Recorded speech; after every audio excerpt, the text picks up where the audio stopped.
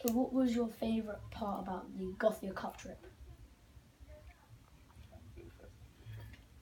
Favourite part of the trip? Spending time with you boys. Getting to know you boys a lot better. We only get 2, maybe maximum 3 hours a weekend with you guys, so it's quite a short time.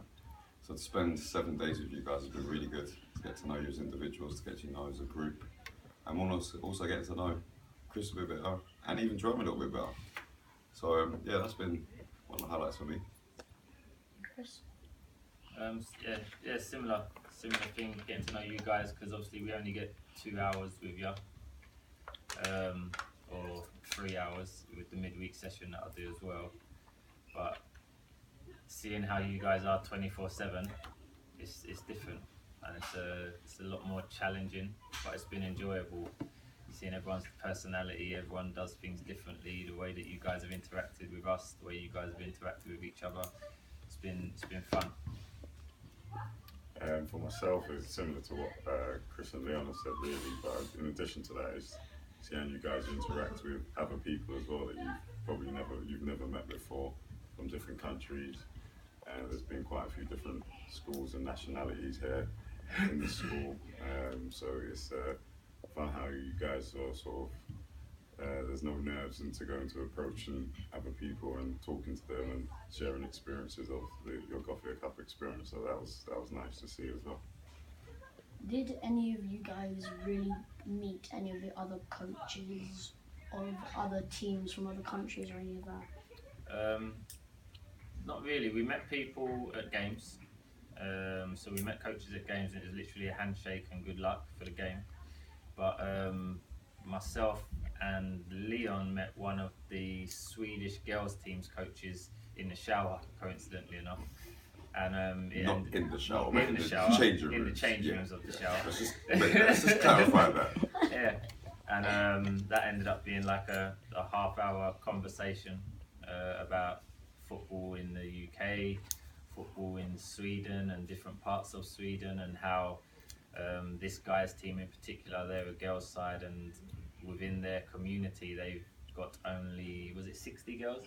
There was 60 girls that have played football in their town, only 60 girls, and out of those 60 girls, I think only 40 of them had actually played football before, and then they've come to this tournament, and he said they his words, they weren't very good, but the whole reason that they come is because of the experience, meeting other teams, meeting other players from other teams, meeting coaches, seeing the way that other teams go about their business and stuff like that. So it's more a learning thing. It's away from football. It's like, forget the football. It's about the interaction between all the different cultures, and it's much more a learning experience than it is a footballing experience.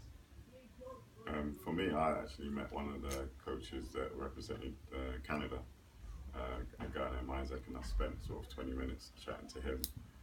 And he's got football schools sort of all over the world, in North America, in Africa, and he brought kids from Australia, Zimbabwe, and in America and Canada, and brought them into two teams, and was trying to get them to sort of have that chemistry immediately over the sort of week and a half that he had them. So that was quite interesting to understand how he did it. But he's got football schools, as I say, and academies all over the world. So that was quite interesting, actually, meeting him and having a good chat with him as well. So I've got his details, so we'll probably chat on social media somewhere along the line. I had a good conversation with what was the Edinburgh boys that was next door to us? Curry Stars. And that was interesting. They've got a lot. They've been to this tournament quite often. I think it's their 7th year they've been here. So it's good to speak with a few of their coaches and find out what their experiences are, especially where we're very much planning to come back next year. They've just given us nice little tips on the location we've stayed at here. They've said this is one of the best locations due to the transport links. And I have to say, for the week we've had, the transport links here have been fantastic. Really easy to get around the town. And having a conversation with those guys, even though we're all from the UK, it's interesting hearing how it's done a little bit differently in Edinburgh, how it's done in London. So I had some really good conversations with a few of the coaches from those guys. Have you learned anything about other clubs from different countries around the world, about how it's completely different or similar to ones from around London? I wouldn't say I've learned anything in the sense that I've seen anything new. I think what I've learned is that I've seen things that I thought was the case, and it is the case.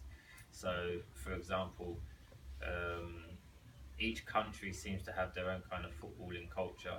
So you'll go and you'll watch a Spanish team, and it's like watching a Barcelona. You know, they're very comfortable on the ball. They move the ball very well. They all kind of have their role and their job within a team structure, um, and they all fulfill that role just with precision. The German sides again are very similar, but they're a lot more physical, a lot more efficient in the way that they play their game. It's literally getting the ball from defence to attack in the quickest way possible.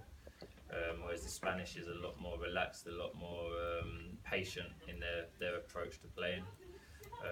And then there's the English teams, which we're 100 miles an hour. It's all or nothing, and we're gonna just try and run and pass and do everything as quickly as we can.